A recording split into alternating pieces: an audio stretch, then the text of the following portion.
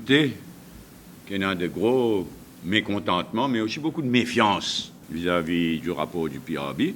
Et il n'est pas étonnant, parce qu'il y a des doutes qui, avec comme toile de fond, avec comme background, un scandale et un abus du gouvernement, ben, il crée un mood de mécontentement d'avance, si nous sommes capables de dire.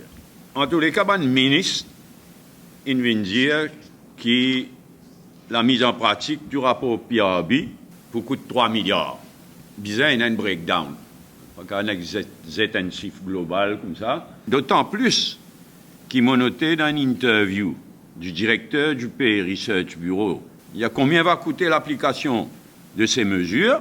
Étonnant, mais le directeur pas donné un chiffre, il n'a pas confirmé le chiffre qui va le ministre de 3 milliards, qui va le ministre in servi, et il même pas propose une estimation, ni il confirme le chiffre qui va le ministre, il met en avant, ni il propose ne serait-ce qu'une estimation, et il vient dire chaque ministère devra faire son budget.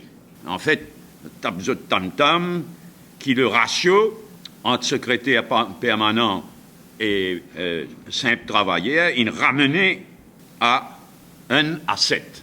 Mais quand nous guette bien, il n'est pas ça du tout. Alors, je donne l'impression qu'il est beaucoup plus que ça, mais il réduit l'écart, et donc l'écart, il ramenait à 1,7.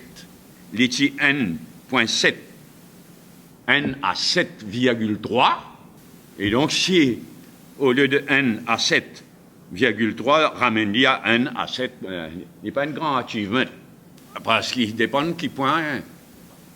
Si vous comparez le starting point du laboureur, et évidemment, ce starting point, 7800 roupies, et quand il arrive au sommet, après toute une carrière, après toute la vie, il y a 17 375. Mais évidemment, si vous comparez le salaire du secrétaire permanent avec le laboureur au début de sa carrière, il n'est pas 7 à 1, il dit 1 à presque 20. Alors que PRB, il y a un intervalle régulier d'y revoir bonnes conditions dans le secteur public, dans le secteur privé, et dans le secteur National Remuneration Board, des années durant, pas fin révise, pas fin revoir bonnes conditions de travail. Pas question, nous pas accepter qui bliait un salarié du secteur privé complètement, Liban, qui le ministre du Travail vient annoncer qui peut amender la loi pour qui National Remuneration, ce qui m'on comprend l'India, c'est que National Remuneration Board lit aussi tous les 5 ans, les proviseurs révisent bon salaire et conditions d'emploi dans secteur après secteur.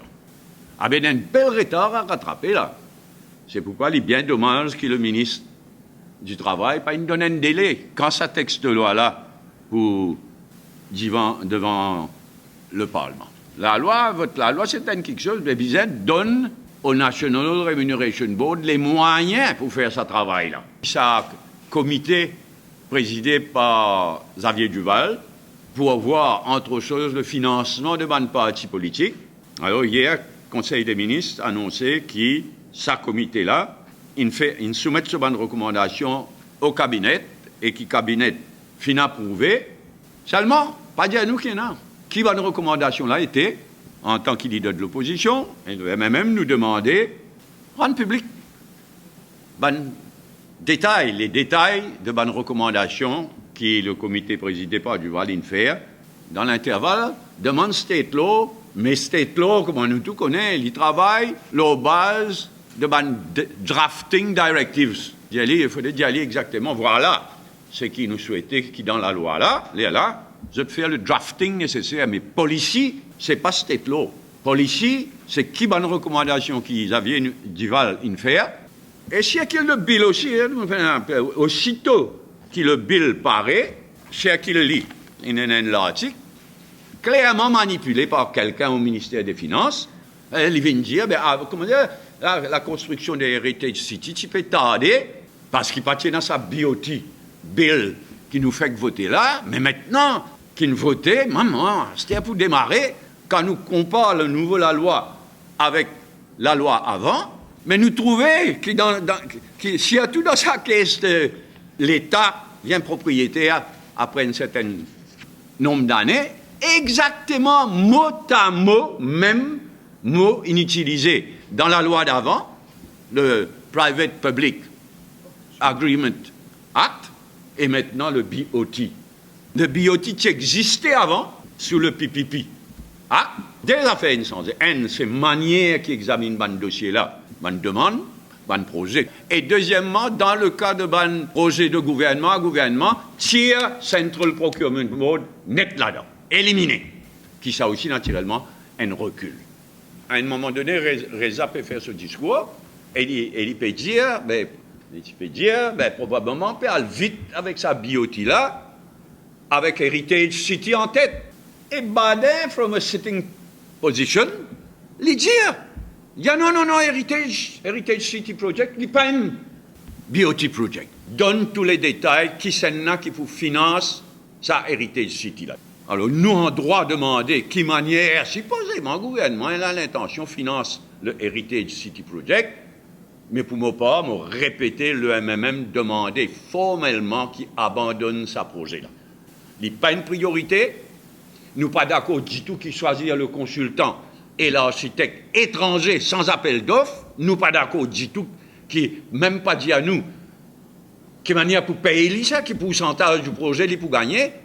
Et nous les connaissons à Maurice même, qui c'est là qui vous partage ça millions et des millions qui sont architecte consultant là pour gagner sans appel d'offres, qui c'est là pour partager. Jusqu'à preuve du contraire, Baden et le Tchimina-Raidou dans le même gouvernement. Baden, en plein Parlement, permet de couler le Tchimina-Raidou net. Parce qu'ils ont dit dans Bèze, le Tchimina-Raidou, il emprunte 3,5 milliards d'euros avec la Banque de Maurice pour l'affaire BI. Et la Banque de Maurice, avec raison, peut tracasser beaucoup. Hein? Parce que, donc, c'est que Baden dit, le Tchimina-Raidou, il décide pour spéculer. Alors, il prend une loan de 3,5 milliards avec la Banque de Maurice en attendant qu'il plie du vent quand la valeur des shares de Britam Kenya pour monter, là le spéculateur en or pour décider. Je connais qui dans l'intervalle, valeur des shares de Britam Kenya, il ne tombait pas à 50%. Alors, c'est l'explication de ce qu'il peut dire là, c'est que quand le gouvernement Maurice, il récupère sa valeur, vend sa shares là, récupère ce valeur, mais ban actual shareholders, ban actionnaire actuel au Kenya, il dit non, nous pouvons racheter nous-mêmes. Alors, je t'ai venu, je t'ai racheté. Mais dis-nous combien? Et en 2 tranches, s'il vous plaît. Dis-nous. Dis-le gouverneur, la banque prend bien ses responsabilités, guette bien. Moi, je ne pas croire qu'il est illégal pour la Banque de Maurice de prêter l'argent public, ça. La Banque de Maurice, pas propriété centrale, ça. C'est l'argent public. Acheté à la Baden, qui gouvernement. Les Vindiens, il faut finir en bourse tout. Quand ils finissent en bourse tout, le recovery process veut dire qu'en ça disant pas le vendre action National Insurance Company, Mobank, ça disant tout ça là pour vendre dans l'avenir, ça. Alors, là qui la Banque de Maurice pour gagner ce 3,5 milliards. Il confirmait que le gouvernement paye de bonnes National Pension Fund, SICOM et SBM, malgré tout ce qu'ils traversaient, investit dans National Insurance Company. C'est une demande Mauritius Telecom. Mauritius Telecom, il n'a pas fou avec pension. C'est une demande, M. Sherry Singh, l'État demande, posé une question là, dans une conférence de presse. Sa réponse, je l'ai déjà dit, nous avons reçu une proposition, mais nous n'avons pas encore pris de décision. Mais comment, c'est comme ça?